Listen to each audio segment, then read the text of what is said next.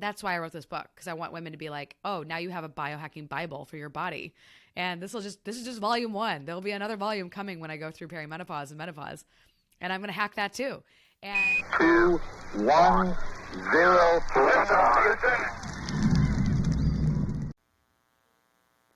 Hello and welcome to Stellar Life Podcast. This is your host Orion, and I have with me the one and only Dr. Maloof. She provides health optimization and personalized medicine to high-achieving entrepreneurs, investors, and technology executives. For 3 years, she taught a pioneering course in healthspan in the wellness department of the medical school of Stanford University before launching her own company inspired by her unique philosophy of health. Since 2012, she has worked as an advisor or consultant to more than 50 companies in the digital health, consumer health, and biotechnology industries.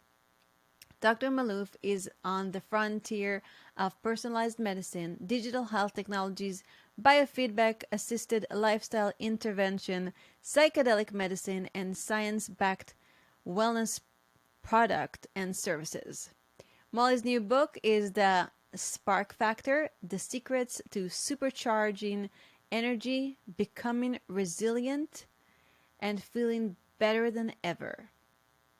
She is probably one of the coolest doctors I've ever met in my life. And in this episode, we spoke about manifestation, consciousness, relationship, improving women's hormones and fertility, and much, much more. And now, without further ado, on to the show. Hello, Dr. Molly, and welcome to Stellar Life Podcast. It's awesome to have you here.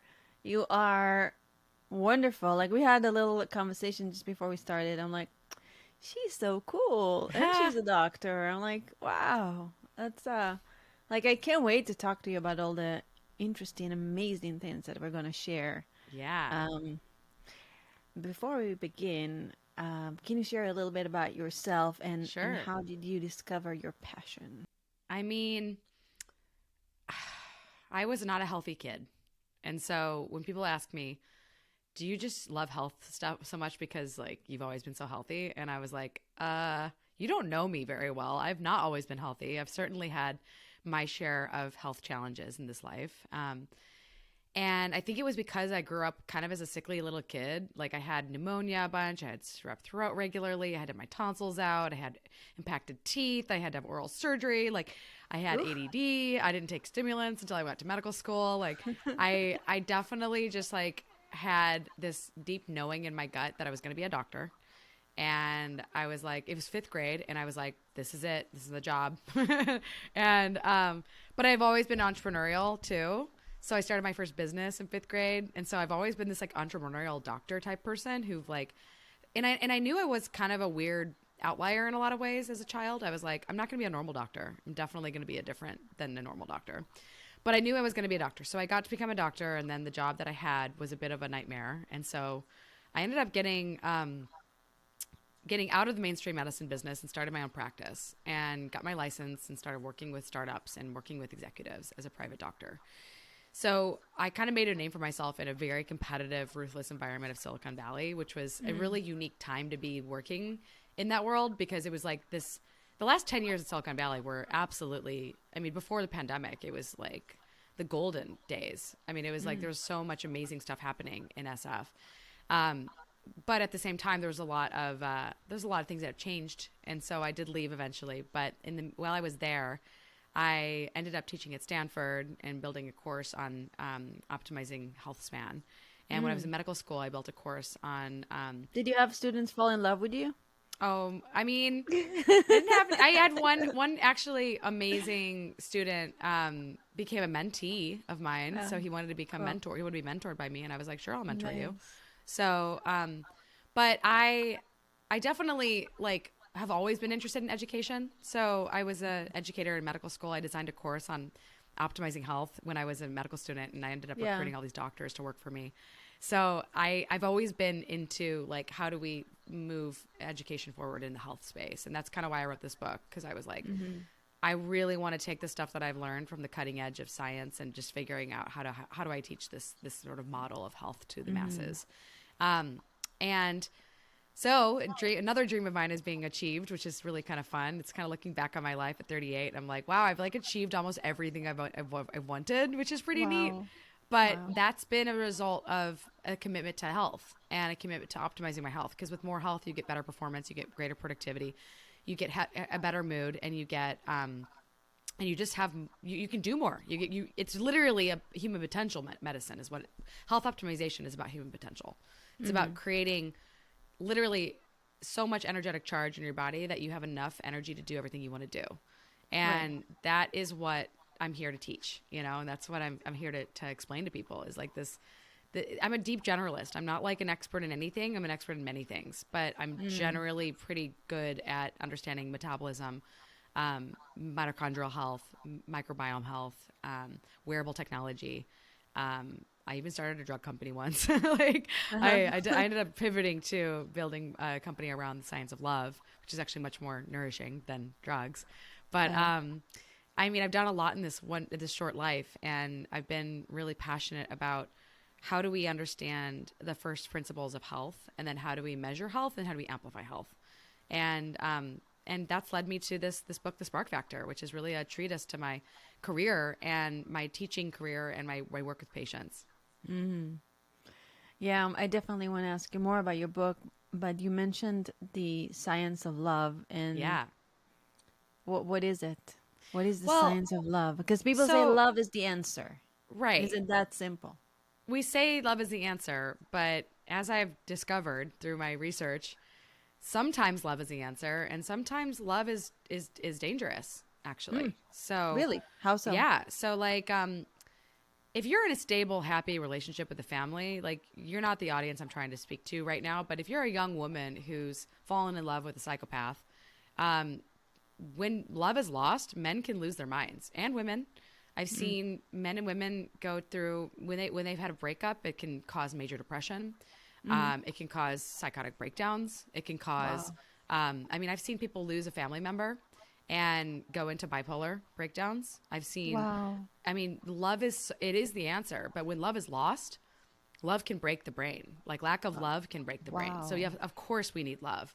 But the thing is that what we forget is that sometimes we lose love, and loss of love can create profound destabilization of the human nervous system and contribute to all sorts of problems with mental health dysfunction. And that's why love is so important, and why we need to create as much love as we can in our lives and nurture our relationships with our families and our friends and ourselves. But, there's also a great TED Talk on unhealthy love, and it's about things like stalking, harassment, like there's women who are, including myself, I've been the target of online harassment and stalking. And that's when people fall in love with someone and they're not actually, it's not actual real love. It's not like true love or anything. They It's fall like, in love with a hologram. yeah, they're calling love an avatar, Yeah.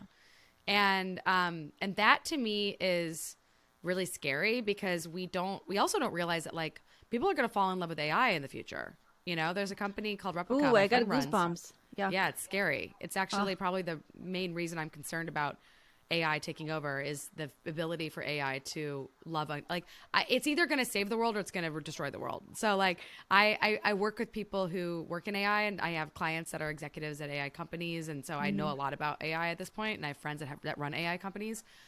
And I'm not like completely terrified from AI, but I think that we need to be thinking about the consequences of what happens when AI and humans fall in love. And that is going to happen. And if we're not careful, it could actually be really problematic for human species.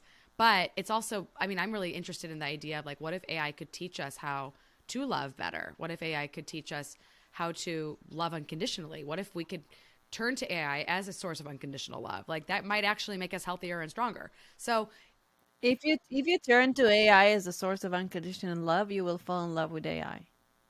yeah, well, either that or you'll treat it like a god. So, like people look at Jesus. Jesus is, a prophet who, Jesus is either a person or a prophet or the son of God, but he came to the earth and he died and then was resurrected. And now we a lot of people worship him, right?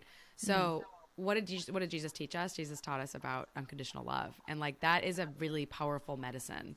And if we could all love unconditionally, we would live in a world of profound peace and joy, but we don't. and we have a lot of people struggle with it immensely.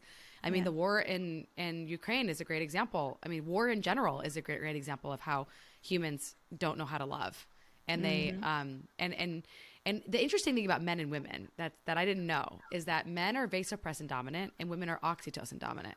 So women are more likely to want to tend and befriend and nurture, and men are more likely to protect and defend and aggress, right? And so it's like there was an interesting little experiment that was run on little girls and boys, and they taught them how to cook, and then they left them alone in a house with food in the fridge that was uncooked, and they basically saw what happened. And the house that was all boys ended up in pandemonium, and they were like playing as though they were like mini warriors, and they were destroying things, and they were drinking Coke, and they weren't really eating properly. And then the house that was filled with women, where like all these little girls were taking care of each other, and they were cooking for each other, and they were nurturing each other. And it's like, this is clearly a biological difference between the sexes. And we do need men to protect us. We do need the masculine, the polarity, the balance is important. We don't want a society that has no warriors. We need warriors. Of course. But we certainly don't want to live in a world that's only in this like state of, fear and aggression. And the world's very, very much becoming, like there's a lot of destabilization. There's a lot of mass shootings right now. And I think that's a consequence of abuse and neglect of children growing up in isolated environments where they don't have enough friends, where they're ostracized. Yeah. And where there's access to guns and weapons. A lot of kids, they grow with screens more than with people. Exactly. Yeah. And screens are not a substitute for... Screens are literally how parents are teaching children how to regulate their nervous systems. Right. Here you go. That's not healthy. There's evidence that suggests that if you use screens to regulate nervous system health of children, it's actually can contribute to other problems. And so... we don't want to turn to technology as our solution to coping from challenging experiences. It doesn't work the way we would like it to work. What we need to teach our children to regulate, and we teach them through example. We teach them through when they become, tantrum thrown. Like we need to turn to them and tune to their emotions and just like be present for them. And yet we constantly try to silence these things, right? Because it's hard. I constantly work on myself be becoming a conscious parent, and I try to avoid screens as much as possible. Yeah. And just be there with my little one, eye level, when he's like throwing the worst tantrum. And I find myself that sometimes I can't. I'm just like, okay, here you go. Just watch this. Yeah. Yeah. But it needs, like, as long as we do it in balance. Yeah. And it's more like human than screen, much more. The 80-20%. Yeah, and let's choose like edifying education. Let's choose things that are actually good for their minds, that are feeding their minds with knowledge. Like some of these like shows for children are so dumb that I'm just like, no offense to the people making them, but they can't be making kids smarter. Like they can't. So I don't know. I say all these things, and yet I'm not a parent yet. So I'm certainly like out there. I do think I helped raise my younger siblings. Growing up as a teenager, I was definitely a big part of taking care of them for my parents. Yeah. So I do feel like I have parenting skills, but it was from taking care of my siblings growing up. Like my parents were present and around, but I also played a big role in the family. That's awesome. Yeah. So how can one... I want to go back to the loss of love, because you said that a lot of people break and have psychotic breakdowns or major depression, suicidality. I had a friend who lost a husband, and she became suicidal, and it was really pretty profoundly problematic. I have a friend like that, unfortunately, and yeah. I mean, the solution, when you said originally, like the answer is love, it is actually love. Like the answer to a breakup and a loss of life of someone you love is to surround yourself with people that you love. And the problem is when people don't have that. So this is why you don't want to lose yourself completely in a relationship, and you want to build a social network, and you want to continue to keep that social network, because you need those friends for when things get challenging. That's what your friends are for. So a real true friend will be there for you in your high times and your low times. Right. There's some people out there that will only be there for when you are really, when things are going great. That's not really a great true friend. You want to surround yourself with really true friends who have your back when things are really hard. And relationships take work. They take time to invest in. They require effort. They require sometimes significant effort to maintain. Like I actually felt like my relationship with my parents was really impeded by me living in a different city across the country from them for many years. And the pandemic gave me an opportunity to really rebuild that relationship with them in a bigger way. And I was so grateful for the pandemic for that gift, because if I hadn't had that time with my parents, I don't think I would be as close as I am to them today. And I wouldn't be spending so much more time with them. So that's been a really interesting adventure as well. That's It's beautiful. just realizing that like a lot of people don't want to invest in their challenging relationships because they just like they feel so injured by their family members that they're like it's not worth it. But it's really worth repairing. It really is. It's really really worth repairing things, because your family is, there's no one else like them in the world, you know, like, and sometimes they are going to be hard to deal with, but it's better to have people that you can trust and love around you than to not. Wow, there are so many directions I can go now. With Yeah. like you're like you have so much knowledge. I want to talk about women, and I know that Sure. women tend to get more depressed, right, than men. Is that correct? Well, it's interesting. Men actually commit suicide more than women, which Oh, is interesting. okay. But generally speaking, women do, I believe, suffer from more anxiety and depression. But it's interesting that men act on it more, which is probably a result of the vasopressin dominance and the fact that they're just naturally a little bit more violent than women are. Yeah. So, I mean, men are more likely to commit homicide as well, things like that. So obviously there's like a little bit of a difference. But yeah, so, you know, women are cool. And I mean, as a woman, I'm just like astonished I by agree with my you. body, right? My body is so cool. Like the fact that like I'm a different woman for every, you know, cycle of my menstrual phase is kind of fascinating. Like there's like when I'm feeling really attractive, when I'm ovulating, there's when I'm really, really strong during the follicular phase. And I feel like I can just go out and conquer my workouts. And then there's like the more inward oriented, more relaxed version of me during my luteal phase.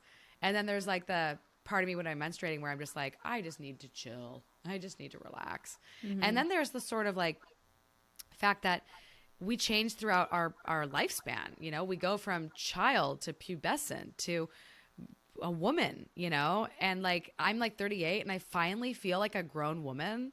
And I'm like, whoa, I'm like a grown woman. This is cool. Like I'm in a different phase of my life. I'm almost 40. I'm going to be 39 in a month. And like, that's wild. And yet I feel, I don't know, in some ways like settling into who I am. Like I have like a newfound confidence in myself that I didn't have when I was younger. I have a better relationship with my body than I've ever had. I have better sex than I've ever had. Like that's cool. You know, they don't really tell you that growing up, that you're like late 30s or the peak of your sex life. And then you hit your perimenopause, right? And then you hit your menopause. And that's when things get really interesting, right? Because now you're changing again. And then you decide, do you want to use hormones or not? And like some women can't use hormones. Some women love, you know, I will personally be using hormones when I go through change. And I'm like Biomedical really, hormones. I'm super interested in the biohacking of hormones, you know, Okay. like we have access to hormone replacement. We don't have to go through we don't have to go through menopause and end up feeling completely depleted and like a different version of ourselves. Like Suzanne Summers has written multiple books on how Yeah. she's used hormones and how she's even had breast cancer and still uses hormones. And like, I'm not afraid of my body anymore. You know, I don't look at it like this thing that like is a black box, but I've also gotten an incredible education, both from upper, I've had I've had a bachelor's and a medical degree, but I've also been a massive autodidact. And so I have a very different relationship to my body than the average person because I have so much more knowledge. But that's why I wrote this book, because I want women to be like, oh, now you have a biohacking Bible for your body. And this is just volume 1. There'll be another volume coming when I go through perimenopause and menopause. And I'm going to hack that too. And that's the fun thing about being a woman is that you get, and I mean, there's pregnancy and fertility, right? Like, I know you wanted to talk about fertility. There's a whole bunch we could talk about there. Yeah, so what are some of the, before we go into fertility, what are some of the biohacking tips for women, like throughout, let's say, their 20s, their 30s, their 40s? Like, Yeah. what do we need to do in each stage of our life to Sure. have this optimal life, optimal Yeah. result? I mean, one thing I would recommend women do is if you're a teenager, one of the best things you can do in high school is get really fit. So like join organized sports.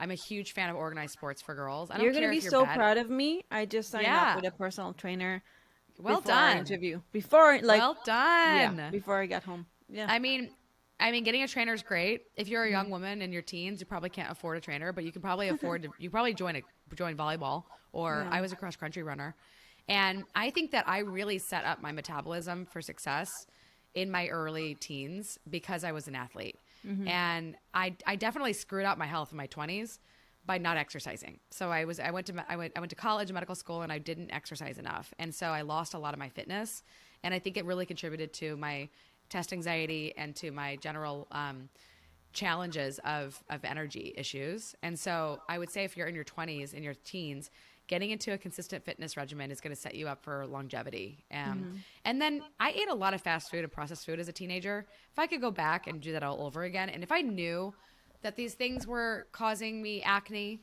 I wouldn't have eaten them. But I didn't know that there was a connection between what I ate and my acne. And so I had blood sugar problems all through high school, and I didn't even know it. And that was a really big wake up call for me when I started realizing that I have hormone issues because I have blood sugar issues. So getting your Wow. blood sugar stabilized, eating real So food. sugar affects your hormones. Yeah, 100%. Yep. Because of insulin. Because Okay. insulin is a growth hormone, and it's going to cause, it actually contributes to acne formation is just excess insulin output.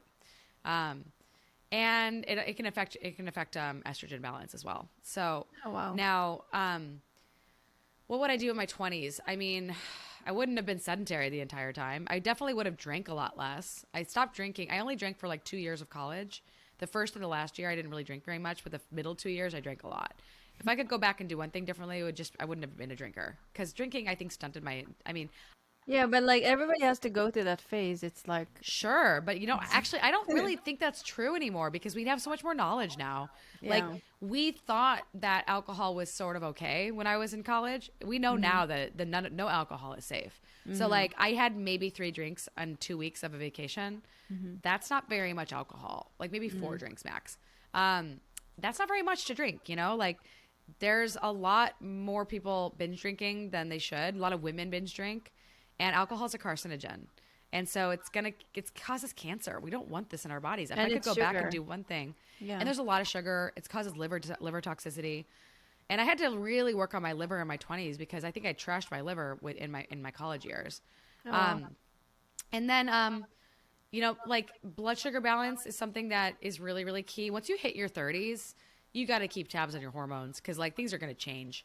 So if you don't have a fitness regimen by 30, you better start one, because it's all hormonal shifts from there on. I used to be so Yeah. fit. I did the Tough Mudder.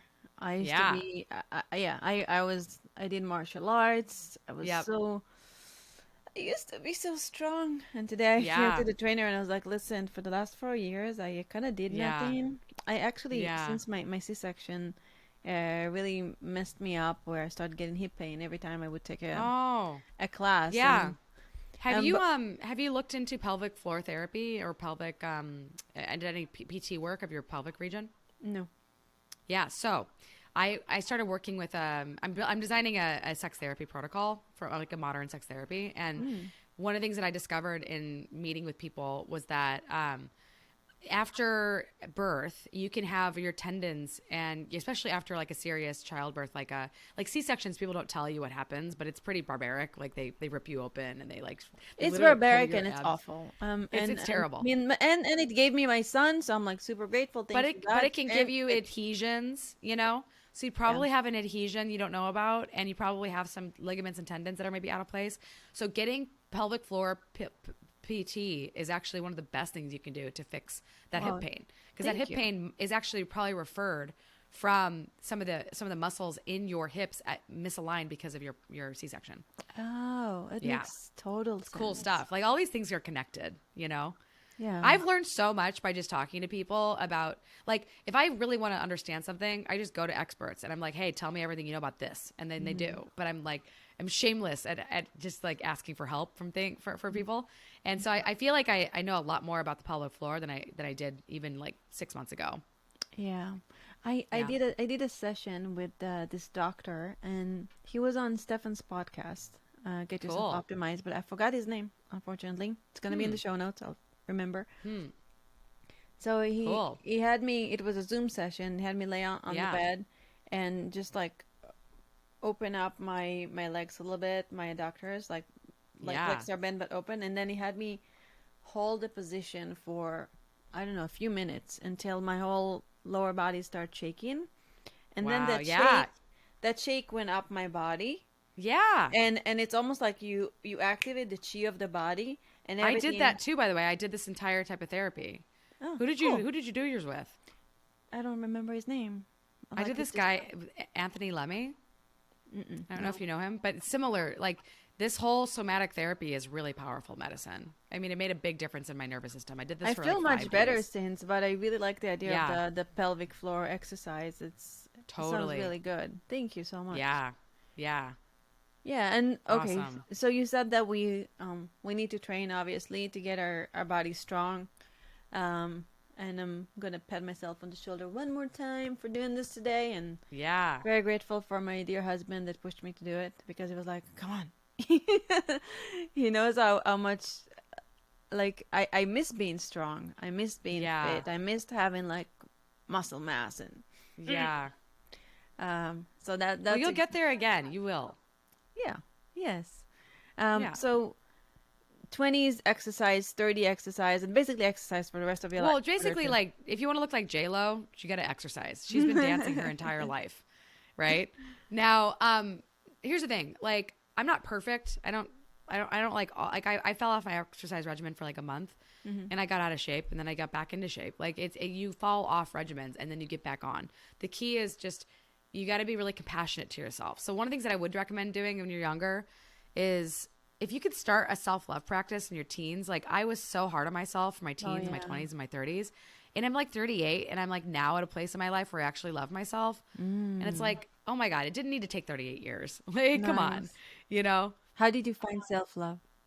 It was really studying love. I was like, oh my God, why is it so much easier for me to try to like love others? And yet it's like hard for me to love myself. And then I realized, oh, I sometimes struggle with loving others when I have conflicts because I'm hard on myself. And so I was like, if I want to love other people better, then I need to be nicer to whom I am. And And what kind of things shifted? Like, what did you do to be nicer to yourself?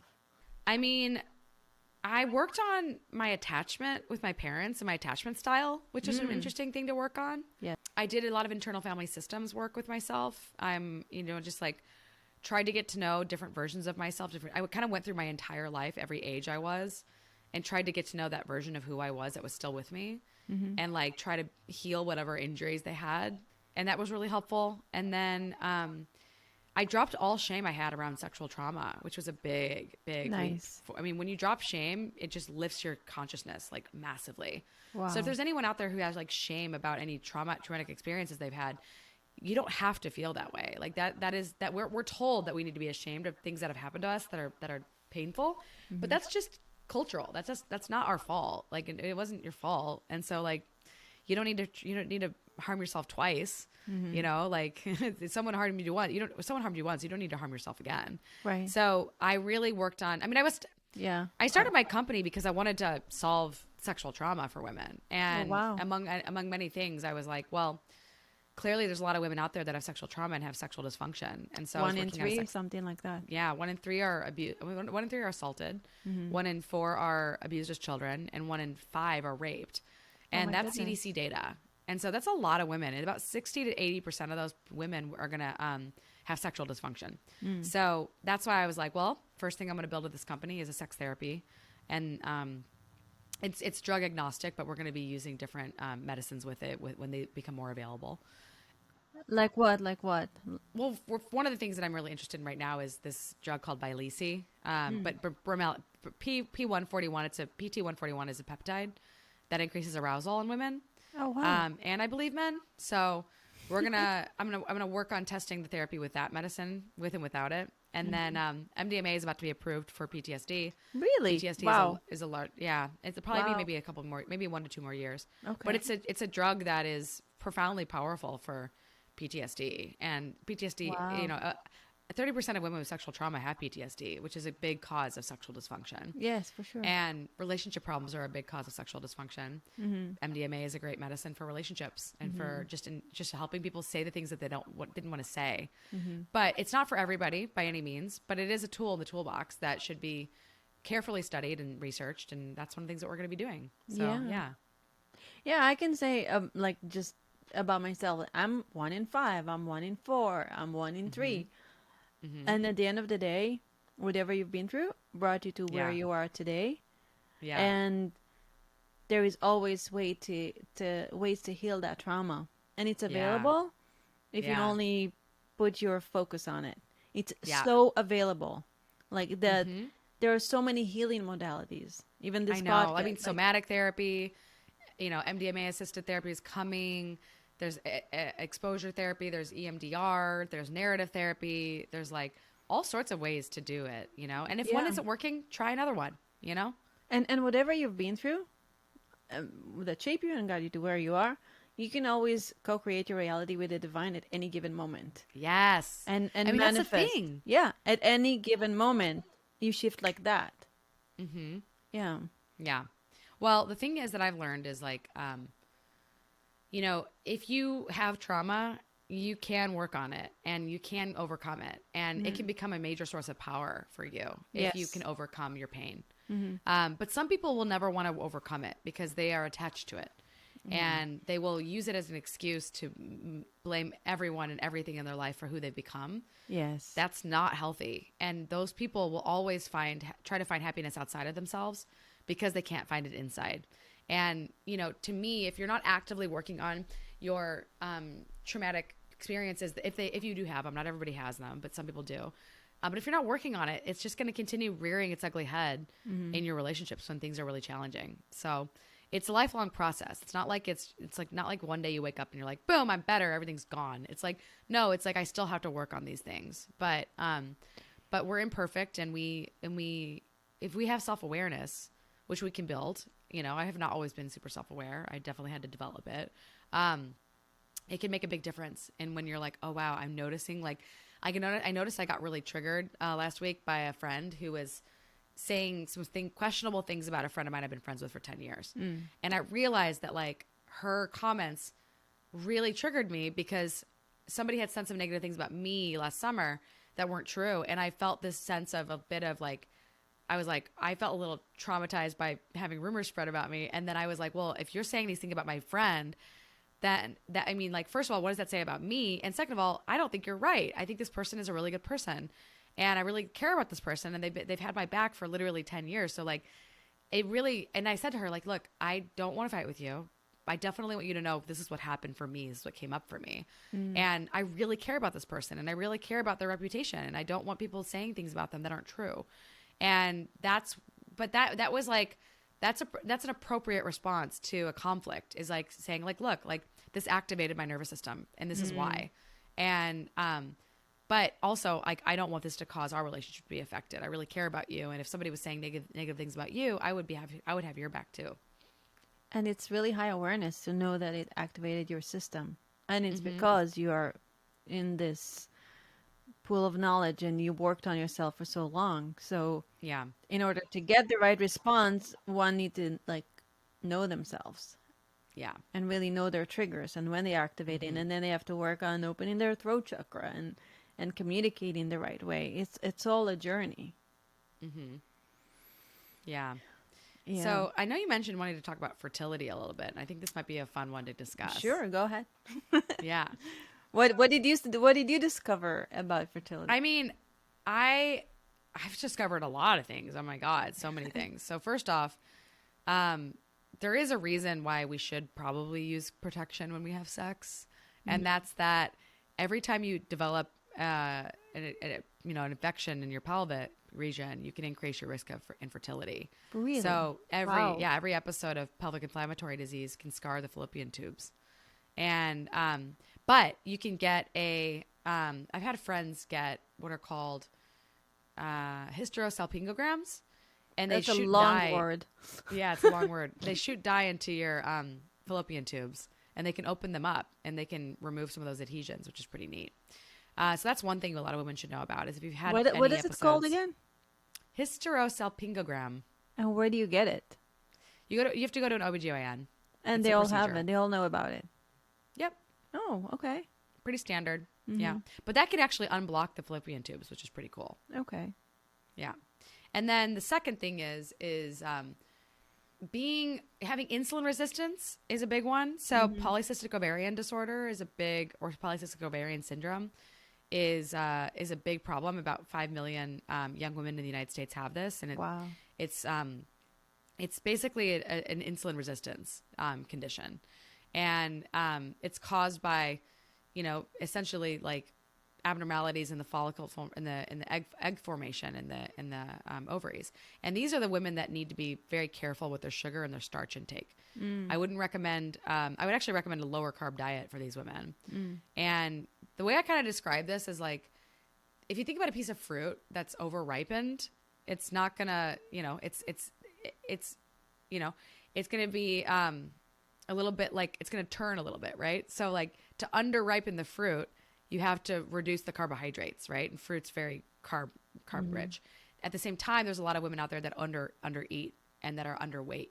And those women, especially if they exercise, can develop relative energy deficiency of sport, which is, it used to be called the female athlete triad, which actually happened to me in high school, where I exercised so much that I lost weight and I ended up stopping my period for 3 months. I've seen this happen in women in their 20s and 30s, and it can affect your fertility if you're not ovulating. So you got to make sure that you properly, nourish your body too. And so these are the women that actually need to eat more and put weight on. And so I would actually up their carb intake and have them gain some weight. Do you have a certain diet that you recommend? It's very much dependent on the individual, but like individual body types too. So some people are going to be naturally thin and slender, and they're going to do really well with a higher carb diet. But women who are bigger boned and naturally, heavier set are going to do better typically on an ancestral diet. At the same time, these are not hard and fast rules. Some people change things over time. Some people find that they do really, really well on a keto diet, and then after a while, they just doesn't work for them as much anymore, and they feel like being on more of a balanced diet. So it's important to get some data to drive this decision. So if you see on labs, and I measure mitochondrial function, I measure lipids, I measure blood sugar, I measure a lot of these different biomarkers, and I can see like how to change a person's diet depending on what their lab work is telling me. Oh, wow. So if I see somebody's blood sugar is running too low, it might be time to increase their carbohydrate intake. If I see that they're like if their body fat is really low, and they're not ovulating and they're not getting their period, that's like a pretty good sign that we need to calculate their energy availability. And I have that calculation in the book, which is kind of cool. If somebody has high insulin and has high blood sugar and has high testosterone and is not ovulating and is having weird periods, then they probably should get worked up for polycystic ovarian disorder. Oh, wow. And then there's a bunch of other things that you can do for fertility, which is kind of interesting. Like just thinking about like a woman's like nutrient density of their diet. So like I run low iron and I run low ferritin, and I have to eat red meat to maintain my iron levels.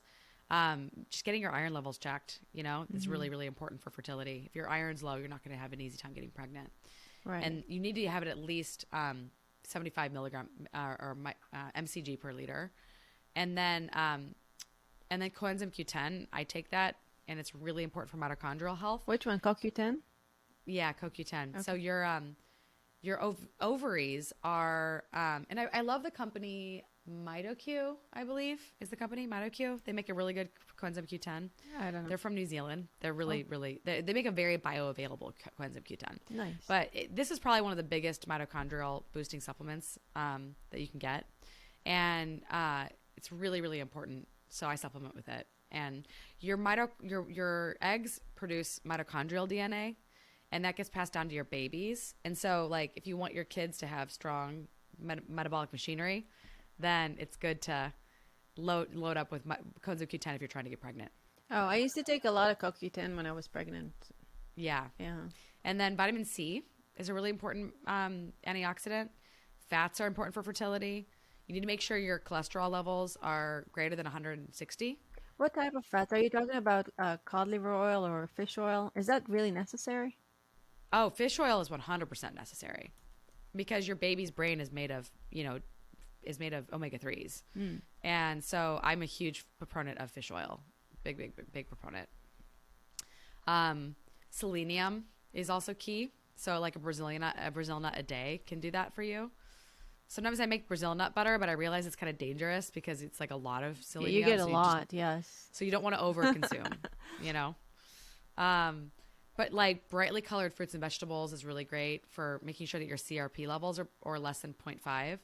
Acai is a great antioxidant rich food, which can improve your fertility. Eggs are rich in choline, which we need for optimal metabolic health. And for our brain. And it can also help prevent birth defects. I would say with dairy, it's kind of tricky. It's like if you're underweight, then I would recommend high fat dairy. But if you're overweight, or if you're dealing with like polycystic ovarian disorder or obesity, I would be more careful with dairy. But dairy can be good for women who are underweight. And then I wouldn't do a lot of chronic cardio. I would do more weightlifting and yoga and like a little bit of sprints here and there. Too much chronic cardio can actually impair fertility, which is kind of interesting.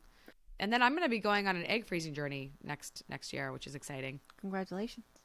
Yeah. What do you think about heavy metal detox or juice cleanses? Oh, yeah.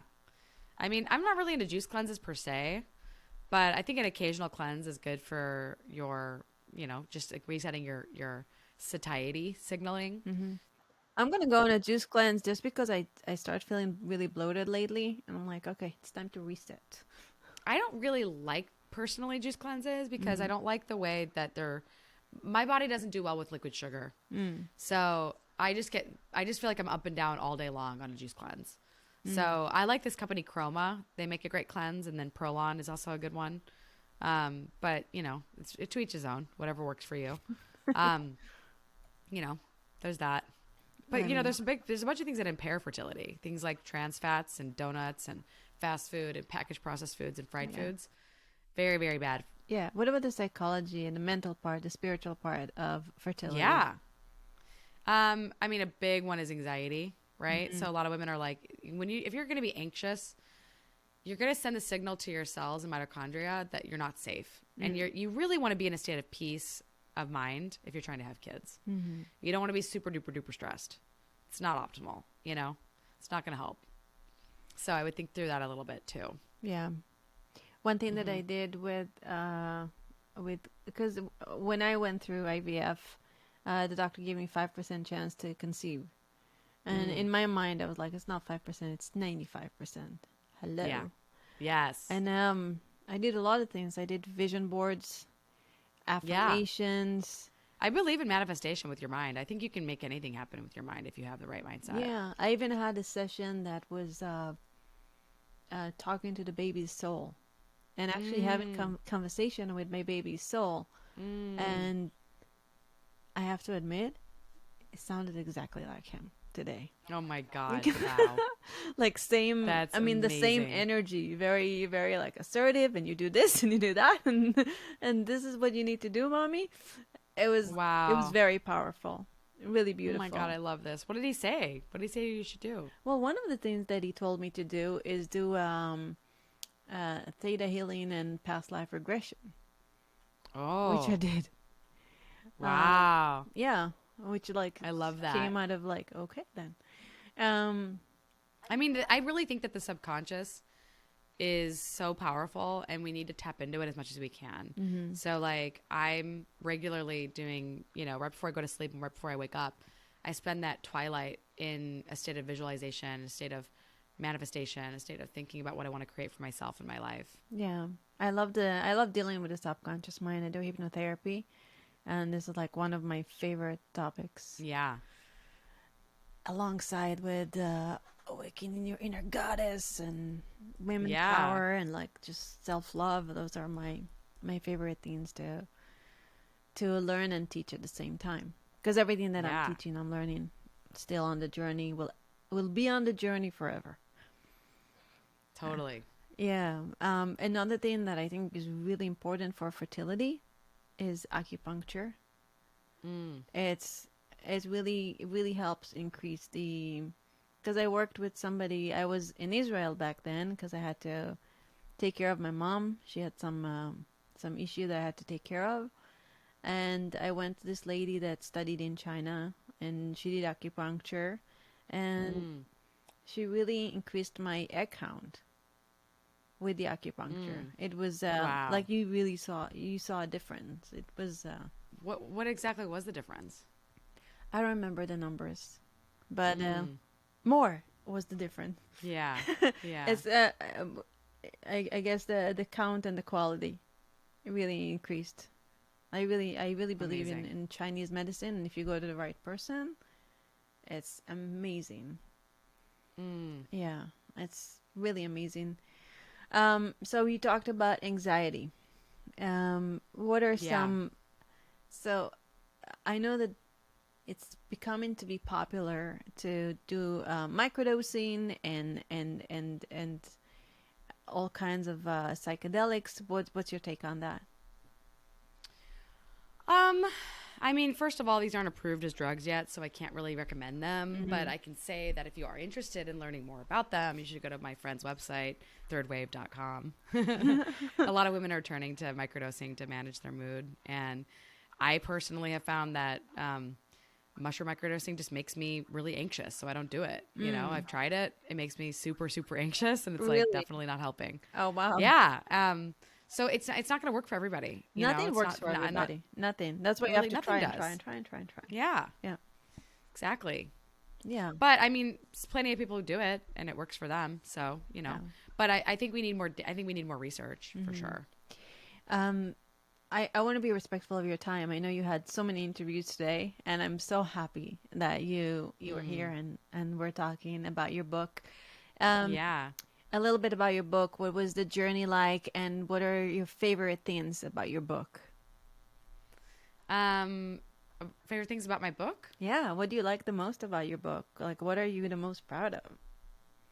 I mean, what I would say is I'm probably the most proud of the fact that I finished it and was able to launch it, and the fact that it's like, I don't know. I mean, I've been wanting to write a book for my like forever, and I did it, and now I'm like launching it, and it's like happening. And I think what I'm really most proud of is like taking really technical stuff and making it, I think, comprehensible. Nice. Like I've had a lot of people read it and say like I took a ton of notes, you know, and Oh, it's like wow.